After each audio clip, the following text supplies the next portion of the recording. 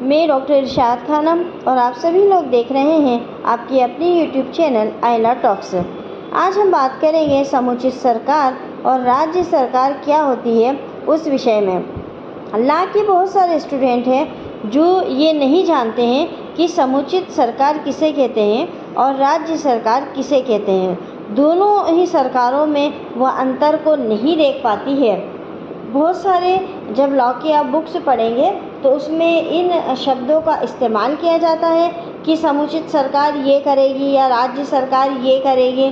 तो ये क्या होती हैं, आज उसी के विषय पर हम चर्चा कर रहे हैं। सबसे पहले हम देखते हैं स्टेट गवर्नमेंट यानी कि राज्य सरकार। राज्य सरकार एक राज्य की सरकार होती है जो उस राज्य के नागरिकों के लिए नीतियाँ बनाती है, कानून बनाती है और प्रशासन करती है। तो राज्य सरकार क्या होती है, एक स्टेट के लिए होती है। जैसे मध्य प्रदेश है तो मध्य प्रदेश की जो सरकार होगी वो राज्य सरकार होगी, केवल किसकी, मध्य प्रदेश की। और वो मध्य प्रदेश के नागरिकों के लिए नीतियाँ बना सकती है, कानून बनाती है और उस स्टेट में, उस मध्य प्रदेश में प्रशासन करती है। वैसे ही राजस्थान की अपनी सरकार होगी तो वो एक स्टेट की सरकार राज्य सरकार कहलाती है। अब इसमें जो प्रमुख घटक हैं वो कौन कौन से होते हैं। तो पहला होता है राज्यपाल यानी कि गवर्नर। ये राज्य का मुखिया होता है जो राज्य के नाम पर कार्य करता है। हर राज्य का अपना एक राज्यपाल होता है। सेकंड है मुख्यमंत्री यानी कि चीफ मिनिस्टर। राज्य का मुख्य कार्यकारी जो सरकार के दैनिक कार्यों का निर्देशन करता है वो होता है मुख्यमंत्री। अब हर राज्य का एक अपना मुख्यमंत्री होता है, ये आप सब लोग जानते हैं। मंत्रिपरिषद यानी कि कैबिनेट, मुख्यमंत्री के नेतृत्व में मंत्रियों का समूह जो विभिन्न विभागों का कार्यभार संभालता है।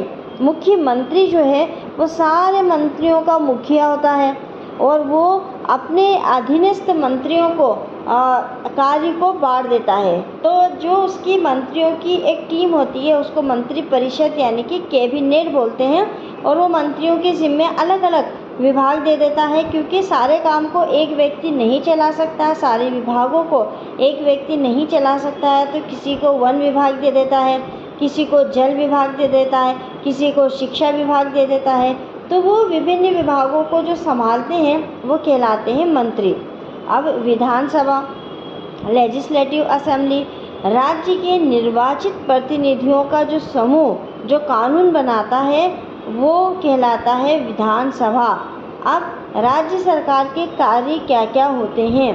पहला कार्य होता है कानून बनाना, दूसरा होता है प्रशासन करना, तीसरा होता है नीतियाँ बनाना, चौथा होता है विकास का कार्य करना और पांचवा आता है स्वास्थ्य, शिक्षा और सामाजिक सेवाएं प्रदान करना।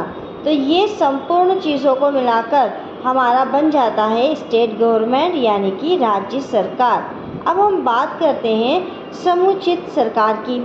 समुचित सरकार का अर्थ है वह सरकार जो किसी विशिष्ट क्षेत्र या मामले में अधिकार रखती है। ये सरकार केंद्र सरकार या राज्य सरकार हो सकती है जो कि संबंधित क्षेत्र या मामले में निर्णय लेने और कार्रवाई करने के लिए अधिकृत होती है। इसको एग्जाम्पल से समझ लेते हैं।